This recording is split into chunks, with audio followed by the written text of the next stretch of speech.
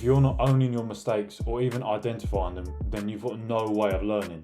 So let's go onto the computer and I'm going to show you exactly what I did to become accountable and actually make a difference from losing. So I'm just going to run you through a trade I took. A loss, took on Friday the 23rd. We had a nice retrace into a 5-minute fair value gap. Good strong rejection out of it, inverse this fair value gap, and I was targeting these two hourly highs up here with a break even. Now I wanted to choose this trade because it's very easy to look at this and just be like, oh, I got stop traded, is what it is, and forget about it. And that's what I would have done if I had not learned what I'm about to show you. Now it's really easy. I know a lot of you out there already have a journal like this where you write down your trade, what happened and what you can do next time. But the biggest thing I think is a lot of people don't go back and they don't analyze. Now I'm going to show you the way that I used to journal, which really helped me.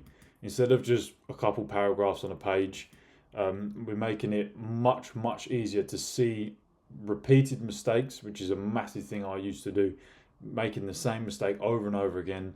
And two, understanding what you actually need to put in your journal or what you need to write about in order for you to learn from those mistakes. Because if you're not learning from your losses, then you're just losing. Now, this is how I like to set out my journal. Everyone's is going to be a bit different. You should really focus on what you need to improve on the most. So for me, it was understanding market structure. And a lot of that helped with getting better at building a daily bias, understanding draws on liquidity and where market wants to move. First thing I did was, before market even opened, was try and predict what was about to happen. However, I used this to get a better understanding of the market.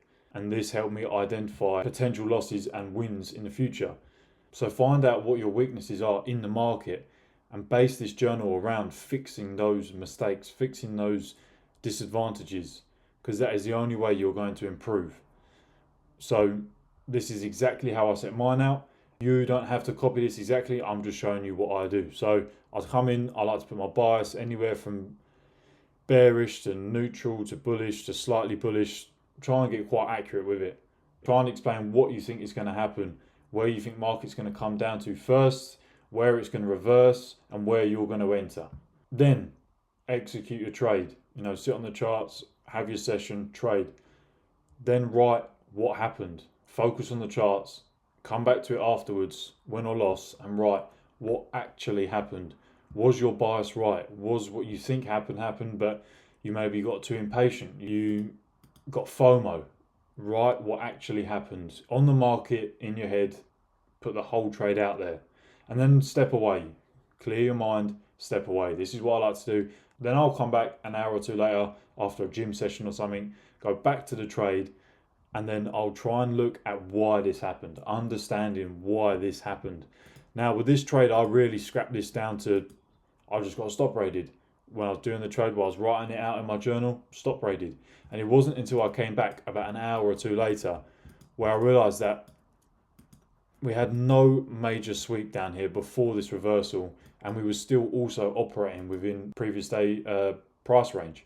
So I would have completely missed that had I just written that out, gone off, continued the day as if it's kind of a checkbox. You really have to make these things an importance. And then finally, at the bottom of your page, if it's a winning day, I have a green pen and a red pen, but if it's a winning day, you write what you did better that day at the bottom. And if it's a losing day, you need to narrow down exactly where you were failing that day, right at the bottom.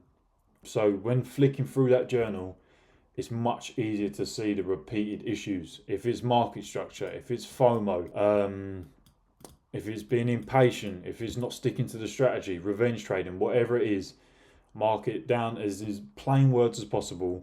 So when it comes to the end of the week, you can go back over your trades and you can see the exact repetition, what is going on. And it's so much easier to become a better trader when you know what's going wrong, or you can see where there's the option to learn. So the three main things I want you to take away from this video is this right here. You only lose if you don't understand or learn from your loss. If you don't understand why you lost and you don't know how to stop that from happening again, then you haven't learned anything. You've just lost. Notice the patterns. Don't just be filling out your journal like it's the checkbox things that you need to do. You have to notice the patterns and actually use the journal for what it's there for. Make it easier for yourself to learn. You know, don't fill the whole page. Add titles, underline if it helps, separate what's going on within the trade so you can understand where the mistakes are happening, and you can easily look back through.